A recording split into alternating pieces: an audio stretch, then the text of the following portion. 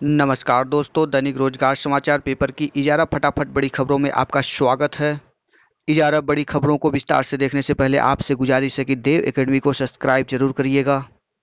Lockdown के बाद 5,200 लेखपालों की भर्ती होगी। राजस्व परिषद में लेखपाल के 5,200 पदों पर भर्ती प्रक्रिया लॉकडाउन खत्म होते ही शुरू करने की तैयारी है। भर्ती प्रक्रिया को लेकर संशय की स्थिति खत्म हो गई है। उत्तर प्रदेश अधीनस्थ सेवा चयन आयोग को की भर्तियों की जिम्मेदारी दी गई है। राजस्व परिषद के आयोग को इस संबंध में भर्ती के लिए प्रस्ताव भेज दिया गया है। 1 साल से लटकी है भर्ती।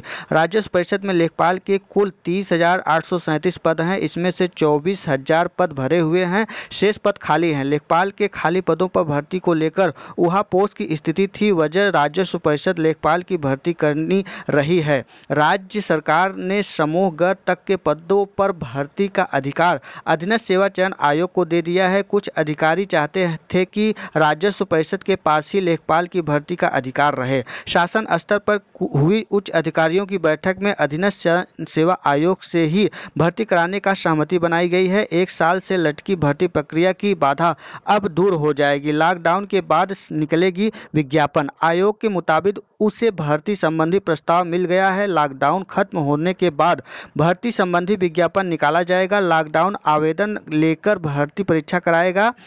आयोग के अधिकारियों के मुताबिक भर्ती प्रक्रिया तय समय से पूर्ण करने पर विचार विमर्श होगा। उससे राजस्व परिषद को जल्द लेखपाल मिल जाएंगे। इसमें इंटरव्यू आपका नहीं होगा, सीधे आपका लिखित होगा। 20 से खुलेगा आयोग दफ्तर, तैयार होगी लंबी परिणाम। योग सेवा आयोग की सहायक अभियोजन अधिकारी एपीओ की प्री 2018 सहित अन्य भर्तियों के परिणाम तैयार करने का लंबित काम अब शुरू हो जाएगा। राज्य स्तर की गाइडलाइन का पालन करते हुए 20 अप्रैल से आयोग दफ्तर खोलने की तैयारी की जा रही है। आयोग दफ्तर में मुख्य द्वार पर थर्मल स्कैनिंग की व्यवस्था की गई है। दफ्तर में प्रवेश करने से पूर्व और निकलने वक्त अफसरों और कर्मचारियों को थर्मल स्कैनिंग की जाएगी। गेट पर वॉश बेसिन लगाई गई है। अधिकारियों और कर्मचारियों को यहां साबुन से हाथ धुलने के बाद सैनिटाइज करना होगा। सभी अधिकारी कर्मचारी के लिए मास्क बनाकर आना अनिवार्य है। मास्क पहनकर आना अनिवार्य होगा। प्रदेश सरकार की गाइडलाइन के मुताबिक तृतीय और चतुर्थ श्रेणी के लिए 33% कर्मचारी को ही दफ्तर बुलाया गया है। अनुभाग अधिकारियों से लेकर इसके ऊपर के सवर के भी सभी अधिकारी दफ्तर आएंगे। सचिव जगदीश ने बताया कि दफ्तर खुलने के लंबित काम निस्तारित किए जा सकेंगे, क्योंकि लॉकडाउन की वजह से 25 मार्च से काम पूरी तरह से ठप है। इस वजह से आयोग की बीईओ, कंप्यूटर सहायक, बीईएस, पीसीएस मेंस 2019 और आरओ एआरओ प्री 2016 परीक्षा के साथ ही कई इंटरव्यू भी स्थगित किए गए हैं।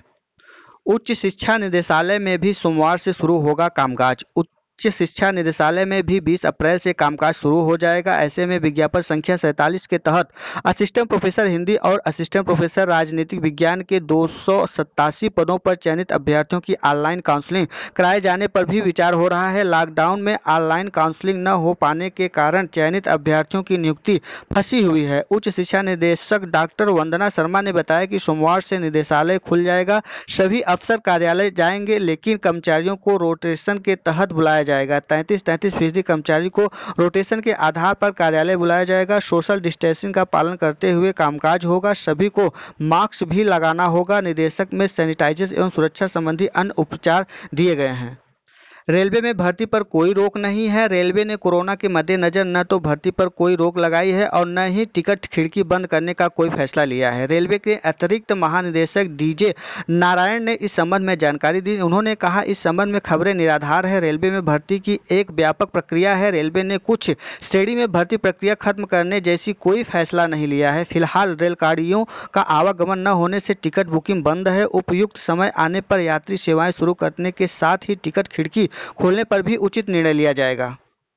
मुक्त विश्वविद्यालय में बीएड के आवेदन की तिथि बढ़ गई है। राष्ट्रीय टंडन मुक्त विश्वविद्यालय में बीएड एवं बीएड विशिष्ट शिक्षा 2020 में प्रवेश के लिए आवेदन की तिथि एक बार फिर बढ़ा दी गई है। बीएड विशिष्ट शिक्षा प्रवेश परीक्षा 2020 के समस्यक प्रोफेसर प्रेम प्रकाशक दुबे ने बताया कि प्रवेश परीक्षा के लिए पंजीकरण एवं शुल्क चालान प्राप्ति ऑनलाइन शुल्क ट्रांसफर की अंतिम तिथि अब 10 मई तक बढ़ा दी गई है। वहीं ऑनलाइन आवेदन की अंतिम तिथि 30 अप्रैल से बढ़ाकर 15 मई कर दी गई है। उन्होंने बताया कि ऑनलाइन आवेदन पत्र की हार्ड कॉपी विश्वविद्यालय के प्रेषित करने की अंतिम तिथि 10 मई से 20 मई कर दी गई है। मीडिया प्रभारी डॉक्टर प्रभात चंद्र मिश्रा ने बताया कि प्रवेश परीक्षा की तिथियां बाद में घोषित की जाएंगी।